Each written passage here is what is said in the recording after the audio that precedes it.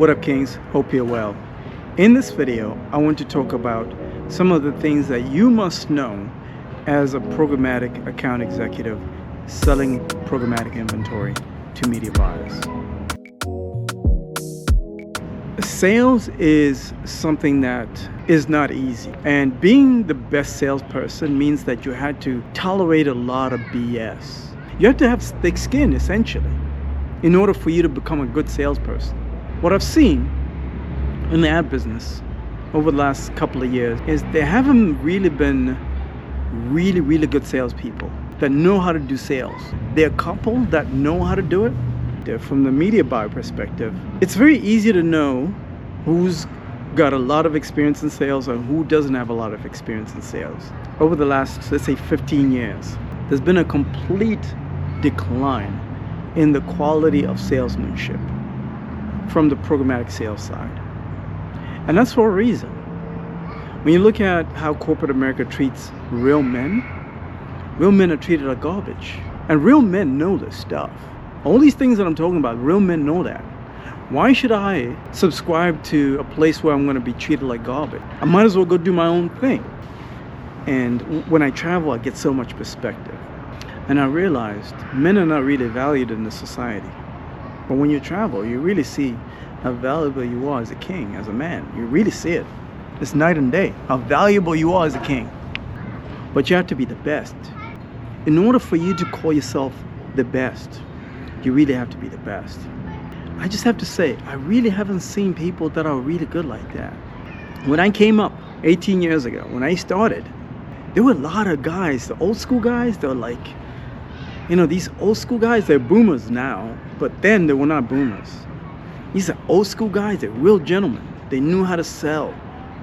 They would really go out of their way to understand some of your problems, some of your needs. Focus on some of those needs and concerns that you have, not as a company, but you as a media buyer. I remember there were times where these account executives would take us out to like a lunch, and it was baller stuff. When you're a broke media buyer. This is old school, before programmatic. Before programmatic, you had to build a relationship with a lot of these publishers. So the way you would access inventory for a website, you would have to email them, set up a call, build up that relationship, and then they will tell you how much traffic they got on their site. Some would lie, some would tell the truth. The ones that told the truth always won the business, because I would send them an insertion order. Everything was manual through email. Now with programmatic, everything is automated. Now with AI, it's even next level now. By the way, we do automation, AI automation right now. So back then, everything was very manual. You know what I'm saying? Like, I remember running campaigns for like Xerox, and I had to call up 10 publishers. So they'll call me up and like, hey man, what if we go for lunch? Let's go to lunch. So I was a brokey. I was like, of course I'll take you up on that offer. I'll go to lunch. I look forward to calling up publishers back then, so that they would take me to lunch, and then I can cut them those deals, those insertion orders. Since those days are gone, I've seen a new breed of sales guy that is only focused on serving themselves. So it's not about the customer anymore. It's about, what can I get out of you? What's the most that I can get out of you with as little investment or as little commitment as possible? And that's kind of what the American culture has become. It's become, how do I exploit the most out of you? Who cares about tomorrow? Who cares about 5 years from now? But I promise you, Kings, I promise you. Let me keep it real. I've been in the game for too long. People never forget how you make them feel. You do somebody dirty today, 5 years from now, they won't forget it. 10 years from now, they won't forget it. How many times have you tried to hit on some girl, back then when you were a young king, and then she rejected you, and then you see her 10 years later, she's hit the wall badly, but you never forget that rejection, do you, king? You never forget it. It's the same thing in business. Just because everybody else is treating people like garbage doesn't mean you have to. So let me give you some practical strategy that you can deploy in order for you to get better conversions with your sales. This is coming from somebody who's been on the agency side for a long time. Sales guys send me DMs all the time. So I pick up on patterns. The ones that are just in for their personal gain, it's easy to pick up on it. But like, you're just pretending to be my friend because you want this relationship. I'm not a dummy. Sometimes I like to play the dumb African. I do it on purpose so that you can reveal your true colors to me. start be like, oh, so that's how you move. All right, cool. Bet. Got you. So here's some practical strategies. Start building genuine relationships with people, because there's something that I know for sure. Everybody out here is struggling. You are struggling to close that deal. You're struggling to meet your numbers. And the media planner is also struggling to come up with a strategy to just keep their job. A lot of these media planners nowadays, they're not as bright as you think they are. They're not. So let me tell you what happens a lot of the times with a lot of sales guys. They will manage to set up a meeting on the books. Great. You've set up that meeting. Fantastic. Once they get on the meeting, it's all about pitching a deck. I promise you, it doesn't work. It doesn't work as well as you think it does. Because a lot of the times when you do the pitch for the deck, after the meeting, we just delete the deck and the deck is in the trash. Now, if I reach out to you and ask for a deck, I promise you, I'm not putting that into the trash. I promise. I'm actually reading that. But if you were just sending me stuff, nobody's reading this stuff. These media buyers are completely overwhelmed. 9 times out of 10, they don't understand all the jargon you're talking about. So some of the things you need to do is you need to remove the jargon. I still get frustrated when somebody throws jargon at me, even though I understand it. Just break it down to me as if I'm stupid. Just assume I'm a dumb African. Break it down so that even somebody that is not in the industry can understand. And that way you're separating yourself from the competition. Because everybody is doing exactly what you're doing, which is trying to impress by using these big words. No one gives a crap about those big words.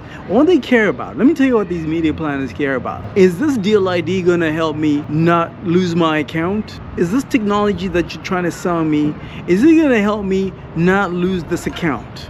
That's all they care about. So that's what you should be focused on. The first thing that needs to come out of your mouth is, hey, listen, I got this wonderful technology that is going to ensure that you don't lose this account in 2025. Do you want to hear how?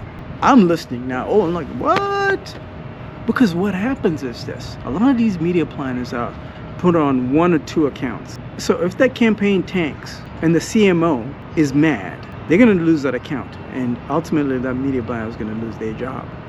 So everybody's terrified of losing their job because we become disposable. We become like toilet paper. Nobody cares about experience anymore. Can I use you up, dispose of you in 12 to 18 months, and then replace you with a cheaper, younger version of you? But guess what? That cheaper, younger version of that person doesn't have that much experience, you see? So be mindful when you're pitching to these people that they don't know as much as you think they do. They might just be fresh out of college. They've accepted that first gig because they're so desperate.